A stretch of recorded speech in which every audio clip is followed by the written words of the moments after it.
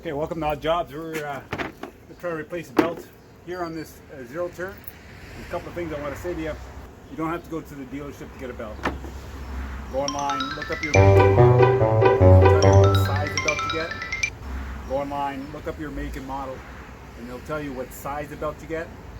And you can save tons of money by going straight to the belt manufacturer like I did here. The idea is when you order a belt from a belt manufacturer, you're not going to get odd, weird sizes, and the belt lengths will end on a whole number, on a solid inch. So you're not going to be able, like for this one here was 160.4 inches. I'm going to get a 160 inch belt. They're rather a little bit smaller and stretch out the spring tensioner than getting a little longer and then not being able to tension it up. So we're going to see how this fits.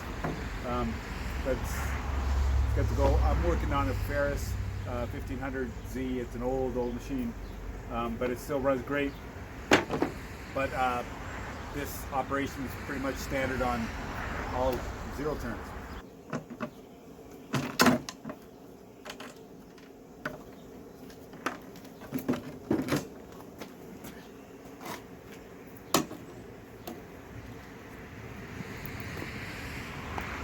That's a good start. So the configuration of the guards might be different on your machine, but one thing I know for sure is that they all got guards and they all got to come off. Okay, yeah, this belt has seen better days. Don't exactly know what happened, but it just slipped off. But it's a wreck. So to get it off of here. It's almost worn right through. We're going to loosen this off here. That's your idler pulley right there, and this is what's going to move back and forth. And the spring tension on it is going to keep the belt in the right tension. So let's loosen this, and I'm just loosening it off. I don't think I have to take it right off. Actually, I think I do. I'm going to lift it up, because I got to get the belt underneath that pulley. To get it out, right? Like so. Okay, so that belt's toast. Everything has to turn in the same direction. So if I bring the belt, I want this pulley, that pulley, and this pulley way over here, because it's got 3 blades on it. I want them all turning in the same direction.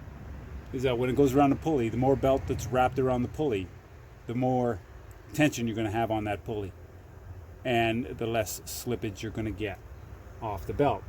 So they put all these idlers in here to help accommodate that.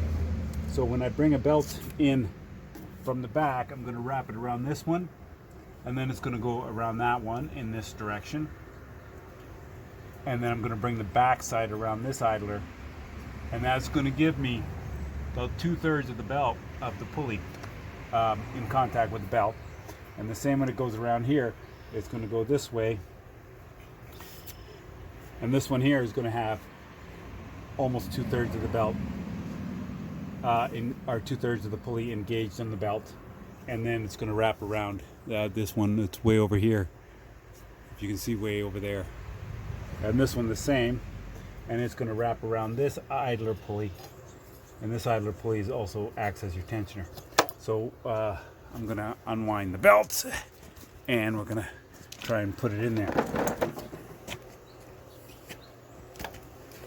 So I'm going to feed the belt in here. And I'm remembering that the belt has to go underneath this idler here. So that's the first thing I want to do is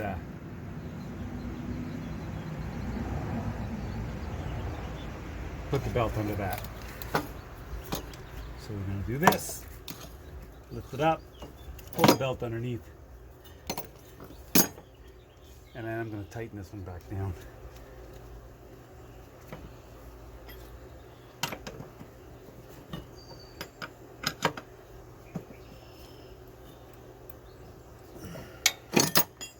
can open that up. So this belt is going to come from the drive, which is way in the back end there. And I'm going to wrap that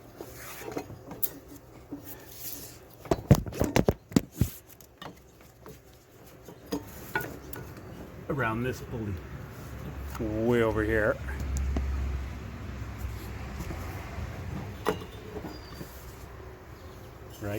Righto. I don't want to twist up the belt either, right? And the back part of the belt's going to go around this one, and then around this one. And then we're going to wrap it around this one, and down there. Now there's a couple of things you could do at this point, now that you got it all wrapped up. You can connect the spring there, and then wind it onto the clutch pulley, or you can wind it onto the clutch pulley and then pull the spring. I like to put the spring on first, and then lastly it gets wound onto this one here. Sorry you missed it. I just pulled the belt with enough tension to be able to start it on this, and because the clutch runs freely, it will go on there. So let's get in the belt. Okay, so now that we got it all wound up, we are just going to make sure that the belt is all facing the right way. You don't want the V part of the belt running against an idler. You want it inside the pulleys. So make sure everything is good, comes around, that there's no twist in it, and it's got a reasonable amount of tension. It's also a great time with no guards on here to do all the greasing.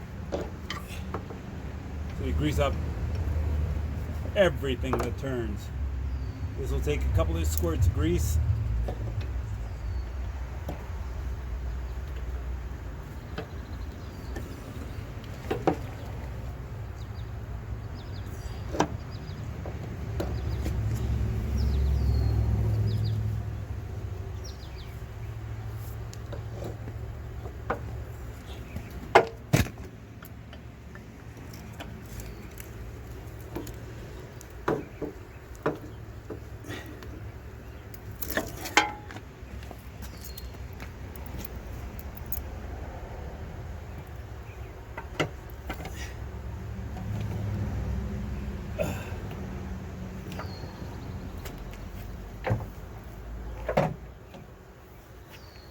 It's awesome.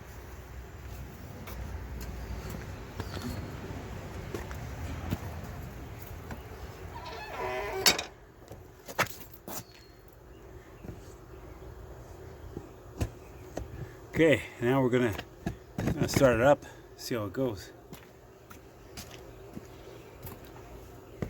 I want to test this before I put the guards on, because if it's gonna blow, I want it to blow up now.